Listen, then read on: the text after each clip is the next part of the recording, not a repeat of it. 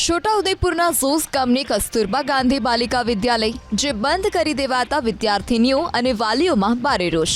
વર્ષ 2004માં કસ્તુરબા ગાંધી બાલિકા વિદ્યાલયની સ્થાપના કરાઈ હતી। શાળા અને હોસ્ટેલ કેમ્પસમાં બાળકો માટે રહેવા, જમવાની સાથે જ શિક્ષણની તમામ સુવિધા ઉપલબ્ધ કરાઈ હતી। જોકે છેલ્લા કેટલાક દિવસથી આ કેમ્પસમાં શિક્ષણ કાર્ય બંધ કરી દેવાતા નજીકની શાળાઓમાં બાળકીઓને અભ્યાસ અર્થે મોકલવામાં આવી રહી છે। છોટાઉદેપુર જિલ્લામાં કુલ 8 કસ્તુરબા ગાંધી બાલિકા વિદ્યાલય છે, જેમાંથી હવે માત્ર એક જ શાળા કાર્યરત છે। આ વર્ષે જ પોચંબા અને ઝોઝ ગામની કસ્તુરબા ગાંધી બાલિકા વિદ્યાલય બંધ કરી દેવાઈ। ઝોઝ ગામની કસ્તુરબા ગાંધી બાલિકા વિદ્યાલયમાં 175 બાળકીઓ હોસ્ટેલમાં રહે છે, જેમાંની 100 જેટલી વિદ્યાર્થીનીઓને ગામની નજીકમાં આવેલી અન્ય શાળામાં અભ્યાસ અર્થે જવું પડે છે।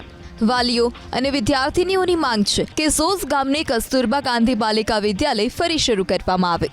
પ્રશ્ન અમારો એ છે કે વાલી તરીકે અહીંયા અંદર જ રહીને ભણી શકે દીકરીઓ, બહાર ના જવું પડે એમને।